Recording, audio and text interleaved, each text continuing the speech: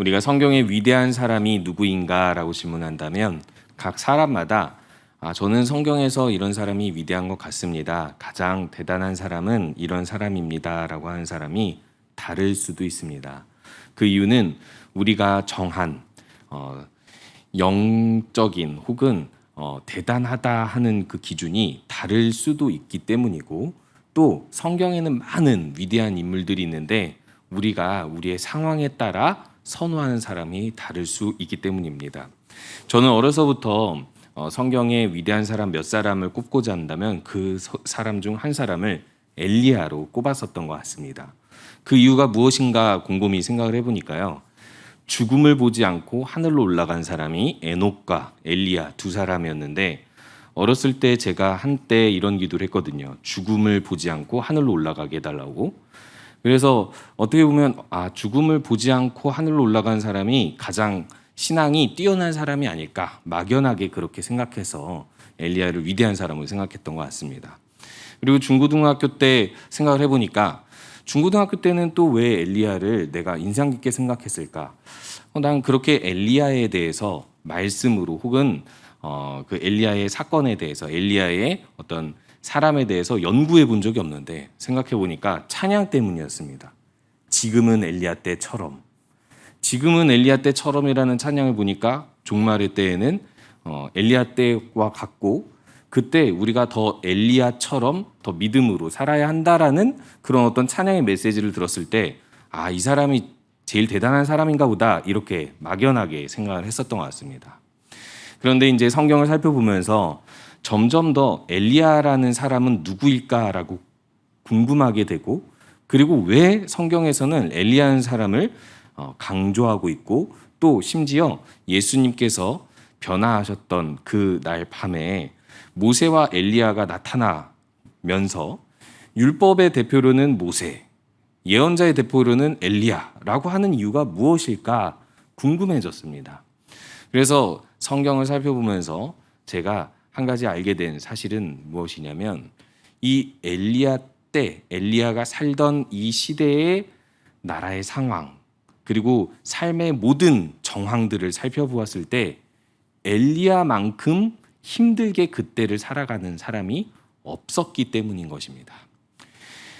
물론 모든 성경의 인물들이 핍박을 받고 또 여러 가지 어려움 속에서도 하나님의 백성들을 이끌어 가곤 했지만, 엘리야 때는 자기 백성이 자기의 적이었습니다. 그리고 가장 권력자 아합과 이세벨이 하나님과 바알을 섞어버렸고, 백성들마저 바알이 하나님인 줄 알던 시대였습니다. 심지어 하나님께서 엘리야가 저 하나밖에 안 남았습니다 라고 이야기했을 때 7,000명이 남았다고 했지만, 엘리야는 그 7,000명을 보지도 못했습니다. 마치 자기 혼자만 사역하고 혼자만 싸우는 것 같았고, 심지어 하나님께서 놀라운 기적을 갈멜산에서 보여주셨음에도 불구하고 쫓기는 신세로 평생을 살아야 했기 때문에 엘리야는 그 가운데서도 조금도 흔들리지 않고 하나님께서 주신 사명을 따라 담대하게, 야고보서 5장에서 표현하는 것처럼 기도로 이 모든 이스라엘 가운데 비를 그치게 하고, 또 기도로 비가 내리게 하는 하나님의 말씀을 담대히 선포하는 선지자였기 때문입니다. 그렇다면 이 엘리야는 그렇게 대단한 사람으로 살았고, 또 하늘로 죽음을 보지 않고 올라갔기 때문에 엘리야에 대해서 우리들은 이렇게 오해할 수 있습니다. 엘리야는 대단한 사람이니까, 언제나 그에게는 기적이 있었으니까, 갈멜산의 사건처럼 언제나 그렇게 기적을 행하는 사람이니까, 오늘같이 이 어떤 한 과부의 집에서 일어난 기적도 당연하게 일어날 일, 그리고 너무나도 믿음이 좋으니까 이 정도쯤이야 쉽게 일어날 수 있는 기적이 아닐까라고 저도 오해했었습니다. 그런데 야고보서 5장 17절에서는 엘리야에 대해서 이렇게 이야기하고 있습니다. 엘리야는 우리와 성정이 같은 사람이로되라고 이야기하고 있습니다. 여기서 말하는 성정이 같다라는 것은, 성정이라는 단어가 고난과 유사한 이 두 가지 단어의 합성어이기 때문에 우리랑 똑같이 괴로움과 고통을 받으며 살았던 사람이라고 이야기하고 있는 것입니다. 즉 너무나도 평범한 인간으로서 그 인간의 현실 가운데 의롭게 살려고 해도, 그리고 또 더 좋은 나은 삶을 살려고 해도 부족하고 연약한 인간임을 항상 느껴왔던 사람이라는 것입니다. 우리보다 남다른 사람이 아니라는 거예요. 남다른 사람이 아닌데 무슨 일을 하냐면 하나님의 말씀을 대언해서 자신의 말이 있지 아니하면 다시는 비가 내리지 않는다. 그리고 또 자신의 기도를 통해서 다시 비를 내리게 하는, 그리고 또 갈멜산의 사건에서 보여주는 것처럼 진정으로 하나님 여호와가 누구신지를 보여주는 그런 기적을 행했다라는 것입니다. 이것은 우리에게 어떤 의미일까요? 우리도 이와 같은 하나님의 사람임이 다를 바 없다라는 것입니다. 엘리야가 우리와 다른 사람이 아니라는 거예요.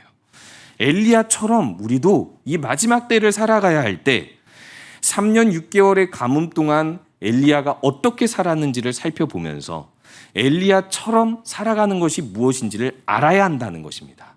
그러므로 엘리야처럼 악한 때, 엘리야 때처럼 악한 때에 엘리야처럼 살아감으로 인하여서 하나님의 사람이 이 시대 가운데 어떻게 하나님을 보여줄 수 있는가를 오늘 본문에서 이야기해 주고 있는 것입니다. 그래서 오늘 본문은 이렇게 시작하고 있습니다. 17절에 보니까 이 일 후에라고 하면서 말씀을 시작하고 있는데 앞에 어떤 사건이 있었다라는 것입니다. 제가 앞에서 잠깐 서론에서 이야기했던 것처럼 엘리야가 살았던 나라는 북이스라엘입니다.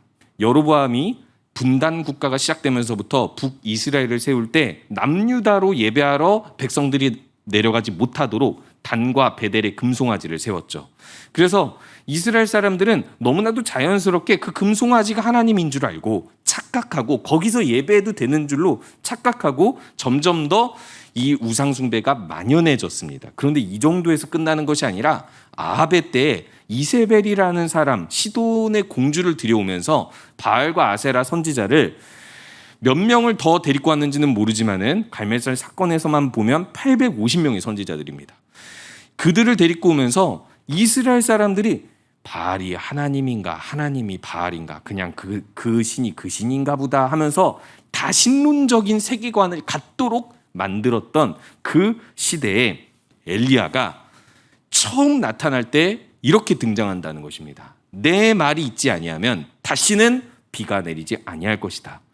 기한이 없다라는 것입니다. 언제 이 가뭄이 끝날지 모르는 재앙을 선포하는데 재앙을 선포하는 선지자가 사람들에게 환영을 받겠습니까? 환영을 받지 못하겠죠. 아합은 그래서 이 엘리야를 향하여서 이스라엘을 괴롭게 하는 자라고 이야기하고 있습니다. 그러나 이 엘리야가 선포한 가뭄은 철저히 신명기 말씀 11장 17절에 근거한 것으로 다른 신을 섬기며 절하게 되면 하나님께서 비를 내리지 않아서 이 땅이 멸망하게 될 것이라는 말씀을 실현한 것입니다. 그런 엘리야가 이렇게 재앙을 선포하고 나서 3년 6개월을 어떻게 생존하는가? 이 3년 6개월이라는 시간은 우리가 이렇게 생각하면 간단합니다. 야곱이 창세기 때 2년의 가뭄으로 인하여서 죽을 것만 같아서 자기 아들들을 애굽에 보내죠. 도움을 요청하러요.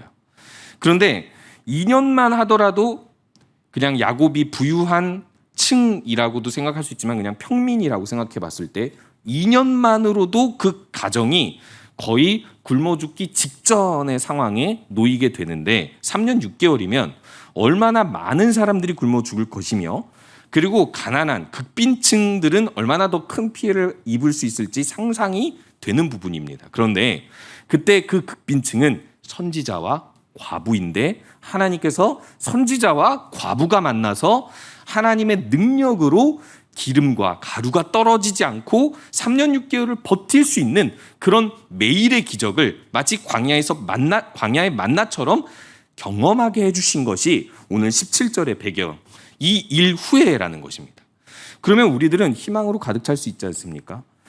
이렇게 재앙을 함께 경험하는 때에 나에게만, 나의 가정에만 혹은 우리 교회에만 특별한 어떤 기적이 일어나고 있다라고 이해한다면 소망이 가득할 겁니다. 그러면은 이제 좀 더 좋은 일이, 좀 더 나은 상황이 펼쳐지겠지라고 기대할 텐데 오늘 말씀은 그런 배경에서 이 일 후에 무슨 일이 일어나냐면 갑자기 그 집 아들이 죽습니다. 앞에서 과부가 처음 선지자를 만났을 때 이렇게 이야기합니다. 저희에게 마지막 한 끼 정도 먹을 음식이 있는데 아이랑 오늘 이거 먹고 죽을랍니다. 이게 단순히 어떤 과장해서 표현하는 것이 아니라 진짜 이 끼니 외에 방법이 없어서 죽을 수밖에 없는 현실을 맞닥뜨리고 있다는 것을 이야기하고 있다는 것이죠. 그런데 죽을 목숨이었던 이들에게 선지자 엘리야가 방문함으로 인해서 함께 살아감으로 인해서 기름과 가루가 떨어지지 않고 계속 살 수 있었는데 아니 이렇게 하나님의 기적을 경험하게 해주신 하나님이 갑자기 이 아들을 죽게 하시는 거예요. 과부의 입장에서 어떤 생각이 들었을까요? 이걸 좀 한마디로 표현하면 장난하시나 이런 생각이 들지 않을까. 그러니까 일관성이 없다는 생각이 들게 되는 것이죠. 이 과부가 그래서 18절에 이렇게 표현합니다. 하나님의 사람이여 당신이 나와 더불어 무슨 상관이 있기로 내 죄를 생각나게 하고 또 내 아들을 죽게 하려고 내게 오셨나이까. 이 메시지가 부정적입니까 긍정적입니까? 하나님의 사람에 대해서 그리고 하나님에 대해서는 이야기하지만 하나님에 대해서까지 도대체 당신이 나에게 온 이유가 그 의도가 긍정적으로 보이진 않습니다. 부정적으로 보입니다라고 이야기하고 있는 것이죠. 그래서 두 가지를 이야기하는데 첫 번째는 당신 때문에 내 죄가 생각났다. 두 번째는 내 아들을 죽게 하시려고 의도적으로 나한테 왔다라고 이야기하고 있는 것이죠.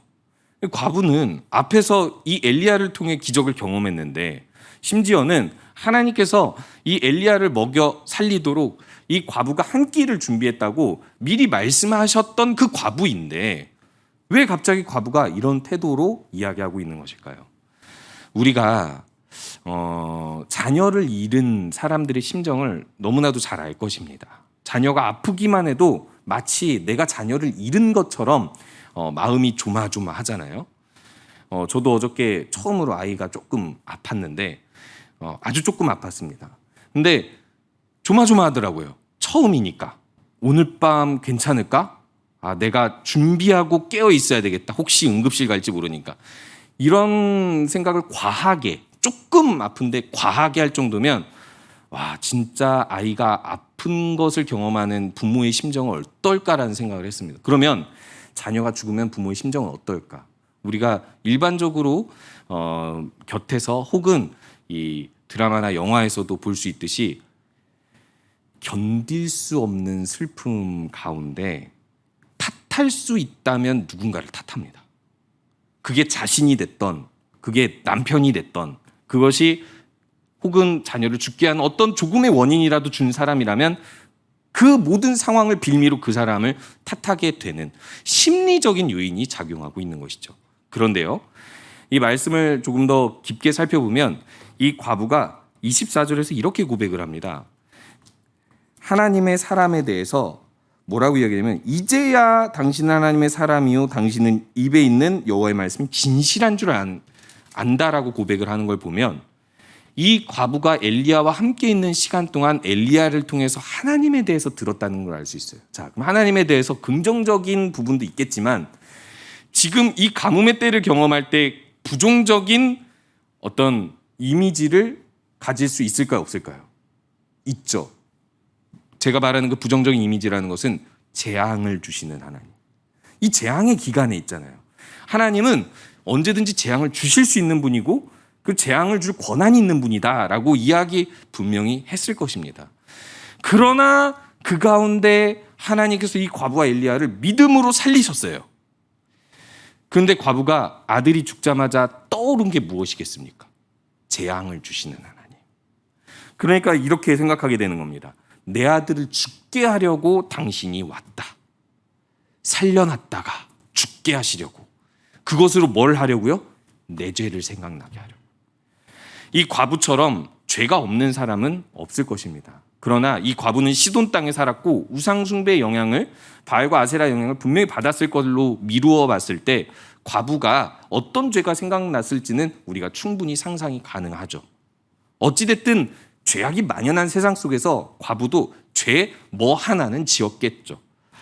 과부가 하나님의 은혜를 경험하고 더 나은 삶을 살았다 하더라도 다시 이 어려움, 재난이 펼쳐지면 이런 생각을 하게 된다는 것입니다. 내 죄를 생각나게 하고 내 아들을 죽게 하려고 하나님의 사람이 이곳에 왔고 하나님은 나에게 좋은 분이 아닐 수 있다라는 생각을 하게 되는 것이죠.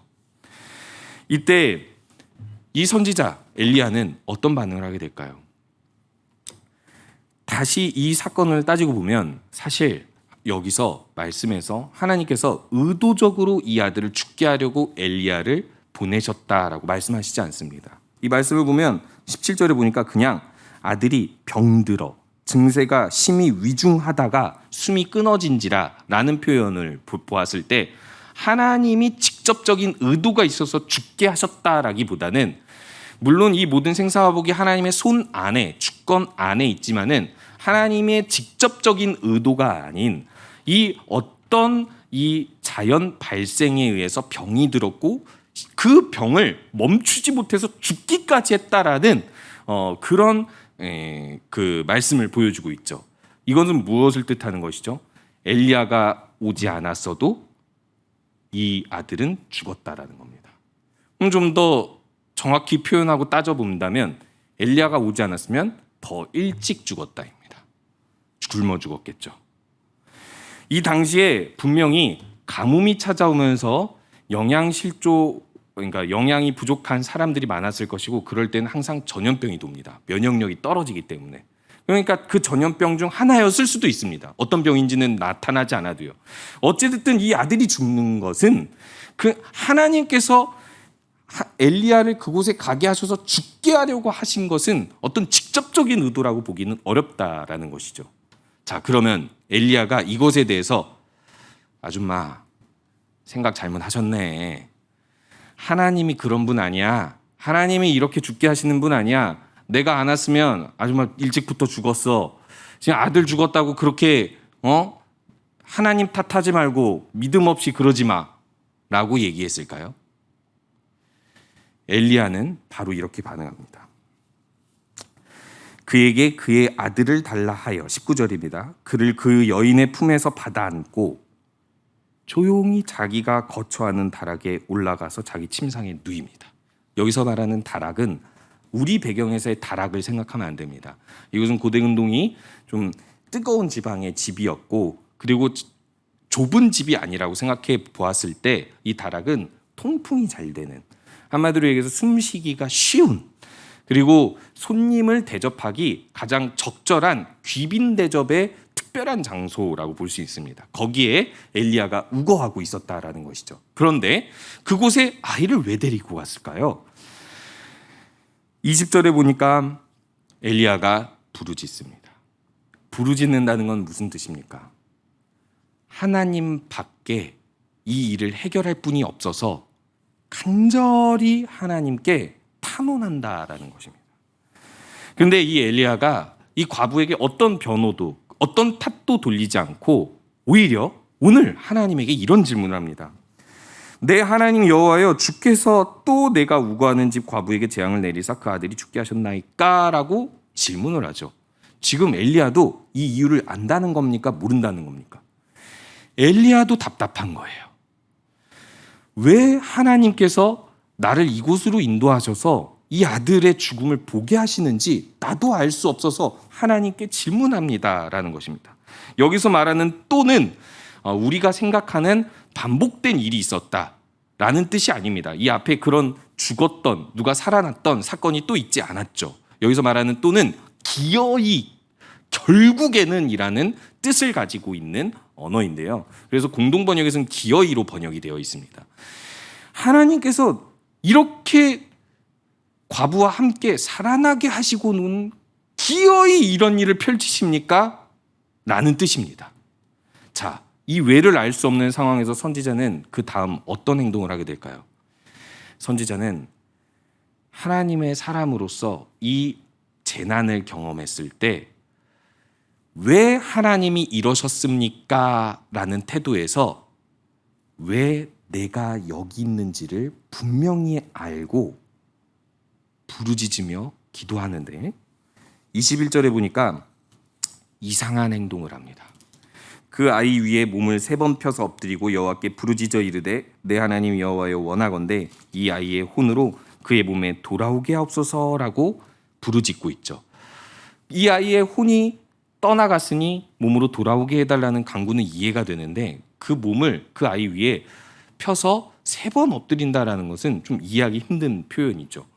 이것이 무엇과 연관됐을까? 그 배경을 찾기는 어렵습니다. 그런데요, 오늘 이 엘리야가 간구하고 있는 말씀, 혼이 몸으로 돌아오게 하소서라는 것을 보았을 때 엘리야는 자신이 하나님의 사람이라는 것을 알았고 이 죽은 아이가 살아날 방법을 간구하는데 체온이 있고 영이 있는 자신의 몸으로 그 아이를 가장 가까이 덮어서 기도하는 것이 첫 번째는 응급조치가 된다고도 생각할 수 있었을 것이고요. 두 번째는 하나님께서 하나님의 사람인 나, 하나님의 생명력이 있는 나를 통해서 이 죽은 자를 가장 가까이에서 살리시기를 간절히 원하는 행동의 표현이라고 우리들은 볼 수 있는 것입니다. 한마디로 이야기해서 죽은 자 앞에서 하나님의 사람은 자신의 안에 있는 하나님의 생명의 빛을 비추기 위해 밀접하게 접촉한다는 것입니다. 예수님께서도 언제나 누구 곁에 있었습니까? 죽을 것 같은 사람들, 죽은 것 같은 사람들, 심지어 죽은 사람들 곁에 가셔서 살리시고 고치시고 그 영혼을 새롭게 하셨습니다. 많은 세리와 죄인들 곁에도 예수님께서는 그들과 함께 몇 시간을 함께 누워 식사 교제를 하셨고, 그리고 그 당시에 미움을 받고 상당한 죄인이라고 여겨졌던 세리까지도 자신의 제자로 부르신 분이고, 열심당원 시몬처럼 사람을 죽이기까지 해서 하나님 영광을 위하겠다는 그런 폭력적인 사람도 제자로 부르신 분이십니다. 한마디로 예수님은 언제나 그 안에 생명이 무한하게 있는 분으로서 생명이 없거나 생명이 꺼져가는 같은 사람들 가운데 가까이 계셔서 언제나 우리를 위해 부르짖고 계셨다라는 것입니다. 오늘 우리 말씀을 통해서 알 수 있는 사실이 있죠. 하나님의 사람은 이렇게 어려움이 가득한, 재앙이 가득한 혹은 죄인들 가운데 보냄을 받습니다. 우리의 소명이 그렇다는 것이죠. 하나님 왜 우리 가정에, 하나님 왜 저의 주변에 이런 어려운 일들이, 이런 환난이 닥칩니까? 이유를 알 수 없습니다 하면서 낙심하는 게 아니라 이유를 알 수 없습니다. 하지만 내가 여기 이유를 알 수 없지만 보냄을 받았다는 것은 알겠습니다. 그러니까 내가 이들 곁에서 가까이 하나님 앞에 온전히 부르짖겠습니다. 내가 할 일은 그것밖에 없습니다 라는 표현으로 오늘 엘리야는 기도하는 것입니다. 그러자 무슨 일이 일어날까요? 22절에 여호와께서 엘리야의 소리를 들으시고 그 아이의 혼이 몸으로 돌아오고 살아나게 하십니다. 엘리야가 우리보다 다른 사람이라서 살아나게 하셨을까요? 엘리야는 우리와 성정이 같은 사람이지만 하나님은 그 모든 고난과 괴로움을 같이 당하는 사람으로서 엘리야의 부르짖음을 들은 겁니다. 아무것도 없어요. 특별한 사람, 능력이 뛰어난 사람, 믿음이 더 좋은 사람, 그렇게 말하지 않습니다. 부르짖은 사람이라는 거예요. 죽은 자들 곁에서, 죽어가는 사람 곁에서 부르짖는 사람에게 하나님은 일하신다라고 분명하게 이야기하시면서 실제로 혼이 몸으로 돌아온다는 이 역사적인 사실을 이야기해주고 있는 것입니다.